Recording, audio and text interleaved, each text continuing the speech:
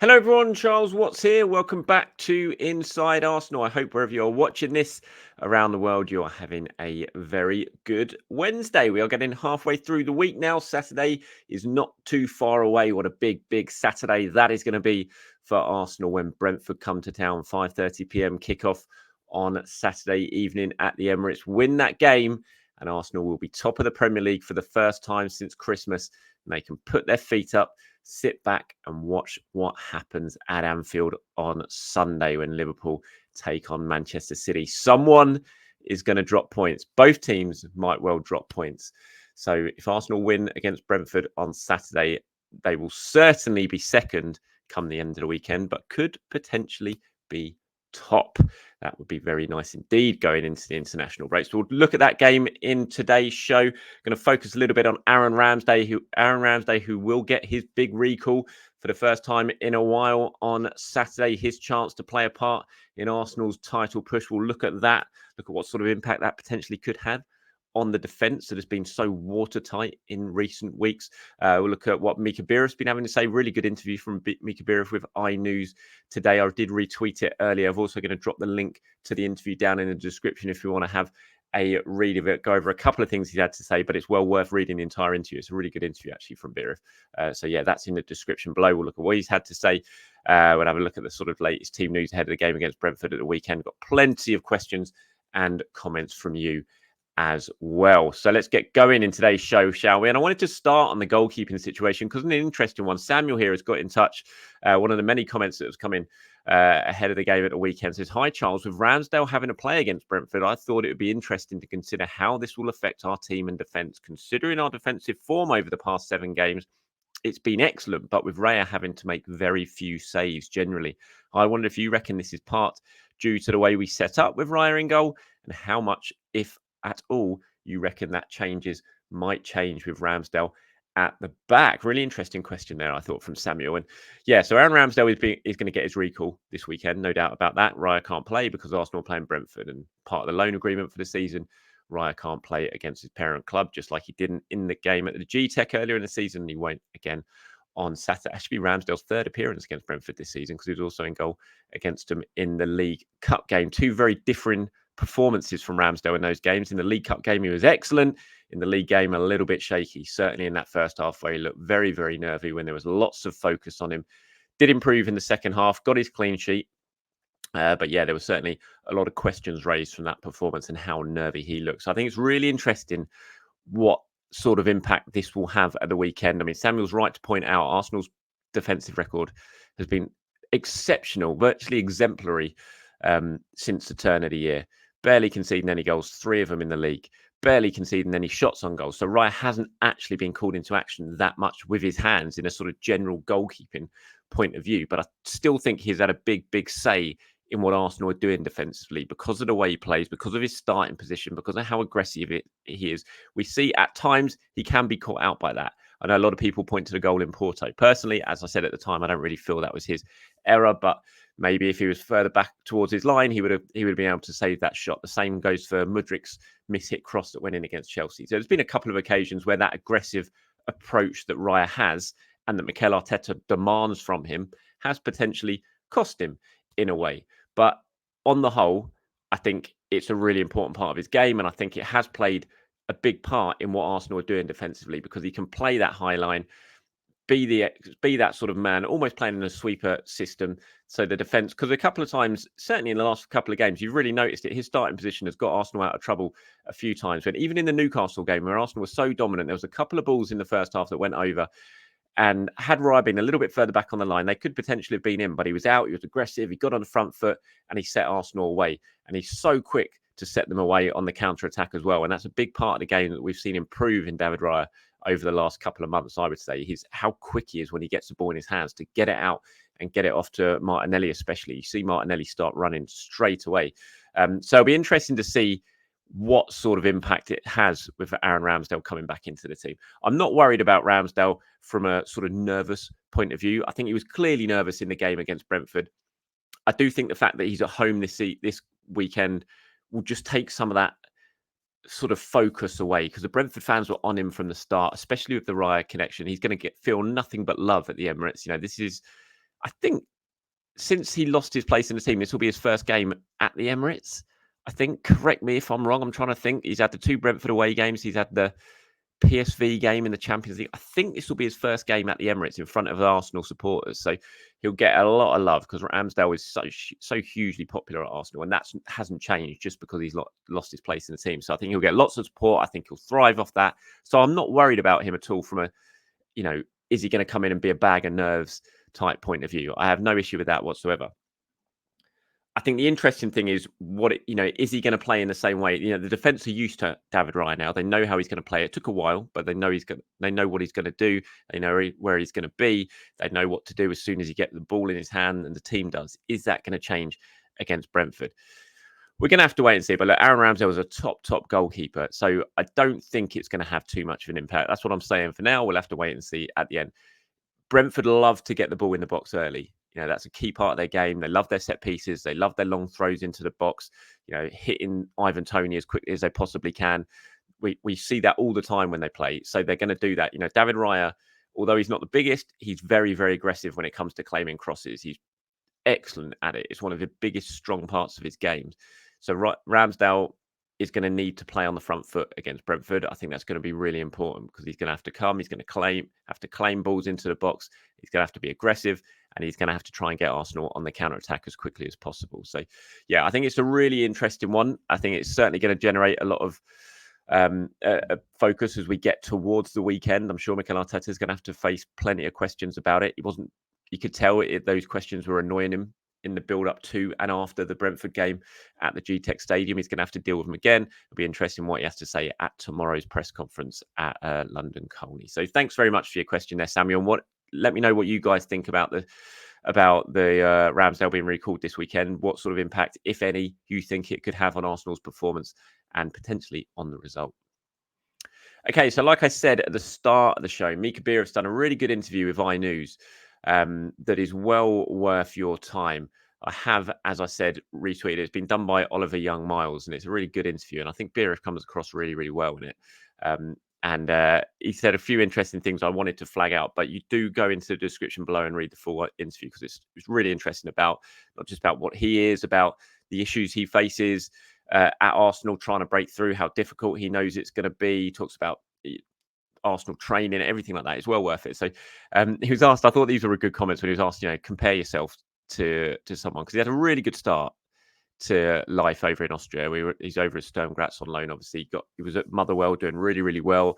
Arsenal decided to cut that loan short, much to Motherwell's disappointment, and send him to Sturm Graz, where Arthur Okonkwo had a great loan spell last season. And he's really hit the ground running over there. He's scoring in the league. They're going for the title. There is a couple of points off the top in the title race. They're in the Conference League, where he scored goals in Europe. And he's having a really good time for it. And he was asked, so who are you like? Talk to us about who you compare to. So I said, I've said it before. If I compare myself to another player, I'd say a shit Erling Haaland and a shit Harry Kane, a hybrid of them at a much worse level. And he said he was smiling at the time. It says, like Haaland, all I really care about is scoring goals. If you offer me 2 touches of the ball and 2 goals, I'd take that. For me, it's all about scoring goals. There are different aspects of the game when scoring goals isn't possible, when the ball is deep. So that's when it's about combining linking play, holding the ball up like Kane does. Those are the 2 variables on the pitch. I think it's just when I read the interview, I've never really heard Mika Biereth speak. I've never spoke to him, never had the opportunity to speak to him. When I was reading the interview, he just came across as someone who got football, and he certainly had that. He just sounded like he had that kind of ruthless striker aura about what he was saying, I thought. And I thought that just the way how he summed himself up as a player there was just interesting. It wasn't just the average sort of stuff that you hear from a player when comparing themselves to someone. And he was also talking a lot about his future, and he admitted he wouldn't have minded leaving Arsenal permanently in January to go to Sturm Graz on a permanent basis, because Sturm Graz had actually been keen on that. So this is what he said. He said Andreas Schicker, who's Sturm Graz sporting director, even said himself that they tried to do a permanent transfer. I was open to that as well, but Arsenal weren't looking to allow me to leave. The idea of settling, he was asked, why were you open to leaving Arsenal? And he said, well, the idea of settling down somewhere and not having to think about all the extra stuff, different houses, different places, different cars and all that, it gets a bit boring after a while, trying to find a home. He said it was kind of simple, that they weren't that I wasn't for sale in January. And I think when he talks about that, it raises an interesting point. When you do send players consistently out on loan, which Arsenal are doing a lot with their young players now, they've moved into that sort of Chelsea approach, the things that Chelsea have done. When you are constantly sending players out from one place to another, year after year after year, for those players, it can get really, really grating because it is, okay, I go to this part of the country, I go to that part of the country, I go to this different country. And each time you're having to find a new house, settle down somewhere, just about adjust to a new way of living. And then suddenly you've got to do it all over again in another part of the world. Just a few months down the line, it can be frustrating. And it's no surprise that players like Biereth, look at the possibility of going somewhere permanently, settling down and really trying to start their career. So it's a fine balancing act, I think, between clubs sending youngsters out on loan consistently, but also ensuring that they can feel settled, because when they feel settled, they're going to play their best football. So it's no surprise that a lot of loan spells just don't work out. I mean, Mika Biereth himself, he's had 2 great loan spells this season that have worked out, but last year he went to Holland and it didn't work out at all. There's a lot of things have to come together for a move to be a successful one. In that interview, which again, I'd please do say you should read down below, he talks about the challenges he's probably going to face breaking into Arsenal's first team, and he absolutely accepts that it's going to be tough. And he pointed out the fact that when Saka broke into the team, when Emile Smith-Rowe broke into the team, players like that, Arsenal were just not as good, and it was easier to get chances. But now he talks about how every single game is so important for Arsenal, because any single drop point for Arsenal is so costly when you're up against Liverpool and Chelsea, Liverpool and City, and competing for the title, that it is just very, very hard for any sort of fringe player to be given an opportunity, because every single second of every single game is so important when you're going for a league title against teams that just never ever drop points, or barely ever drop points. So I thought he was very realistic in that. And it does raise a question, what's going to happen to players like Mika Biereth? And if Arsenal, I move on here, Declan Rice has been talking about the need for a striker, and all the talk about Arsenal strikers and signing someone in the summer. Declan Rice, after the game against Sheffield United, said, I think there was a narrative that we weren't creating chances, that we needed a number 9. But in all honesty, we've been playing like this all year. All season, we've been playing really well. The goals weren't as free-flowing as they are now, but they were never a problem but that was never a problem we needed a number 9, because we've got Gabby, Kai, Eddie, we've got Leo who can play as a false 9. Goals are going to come. So I don't think that has ever been a big problem. I think now we're in our groove, and we're looking really threatening in front of goal. And he's right. I mean, God, you look at the numbers, Arsenal are scoring goals consistently. But having said that, I still think Arsenal need a striker. And Leslie here says, hi, Charles, I'm really on the fence about our striker situation, because some games we play like we need a striker, but most games we play like we don't need one. What's your opinion on Arsenal getting a new striker in the summer? I'm still absolutely of the opinion that Arsenal do need to get a new striker in the summer, and I think they will get a new striker in the summer. I think they'll spend pretty big on a new striker this summer. I think I think it's the right time for Eddie Nketiah to leave in the summer from Arsenal's point of view, and from Eddie Nketiah's point of view. I think it's his time. He moved on and tried to make it somewhere else as the first choice. And even if Eddie stayed, I think Arsenal need a striker. But certainly if he goes, they will. But then you look at someone like Mika Biereth, who's doing what he's doing away on loan, doing very, very well, making a name for himself. It's like, well, if you're looking for a new striker and yet you've got a striker there who's scoring goals, is it worth bringing him in and giving him a chance? And isn't that what the academy is for? Is to give these players a chance if they're doing well. So it's a tough one to weigh up for football clubs. But I just think ultimately, and Mika Biereth kind of touched on it himself in the interview when he talked about how important every single game is and how every single point is, that it's just very hard to blood these young players now and to give them the opportunities they need to learn, and in the meantime, still pick up the points you need to stay in the title race against a team as ruthless as Manchester City and Liverpool to a certain respect as well. So it's a really interesting one. But in answer to your question, Leslie, I think Arsenal still need a striker. I still think they will get a striker. And I think this summer we'll see a big investment in the forward line. Team news-wise, we wait to hear about Gabriel Martinelli. Mikel Arteta's press conference is tomorrow at the Sholber Realty Centre, London Colney, at, I think it's 1:30 or 2:30. I can't remember the exact timing of it, but he will be speaking, so we'll get an update from him probably on Gabby Martinelli, Bukayo Saka as well. From a Brentford point of view, Bryan Mbeumo is back in training, which great for them. I'm not too happy about. I think he's a really, really good player, Brian Mbeumo. I mean, he's been out for a long, long time. I can't imagine he goes straight into the starting 11 against Arsenal at the weekend, but it's certainly a big boost for them. If suddenly you've got Wissa, Mbeumo and Tony all back playing together, I mean, that's a really threatening front line. Score lots of goals. They play really well together. So I'm hoping that Mbeumo isn't fit to play, but Brentford have been pushing out a lot of stuff about him in the build up to this game at the weekend. The fact that he is back. So, yeah, we'll wait and see. But hopefully some good news from Mikel Arteta on Team News when that comes out tomorrow. Right, moving on to some of your questions and comments now. A couple here who have flagged this issue, which I 100% agree with. Hefty Moon says the removal of assists this year has been ridiculous. And Zip says the decision not to give Rice the assist is ludicrous. And that's, of course, in relation to Martin Odegaard's opening goal against Sheffield United on Monday night when Declan Rice got in down the left-hand side, sent the ball into the box. Odegaard tucked it away, and yet Rice didn't get the assist because his cross took a deflection and fell into the path of Odegaard, even though the ball was basically, Rice was trying to get it back into the vicinity of Martin Odegaard. He got in there and was trying to cut it back. And I agree. I think it's ridiculous that you're losing an out assist for that. I just don't understand it. I think it's been really, really harsh.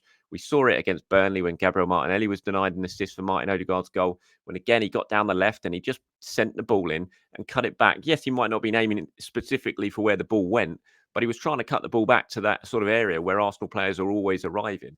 So to rob him of an assist, I just think it's ridiculous. And again, I was listening to the Arscast yesterday and they made the point of if you have a shot, even, and it's on target and it takes a deflection and goes in, it's your goal. Even if the deflection's a massive deflection and it goes from one, it could have been, the shot could have been going into one corner of the goal, it deflects into the other corner of the goal. It's still your goal as long as you're on target. So why, when you're having a cross that you're putting in to a certain area, that it deflects to about 2 yards further back, is it taken away? And I do think it's really harsh, especially in the modern age when assists are now seen as a really, really important sort of barometer in terms of what sort of season you're having.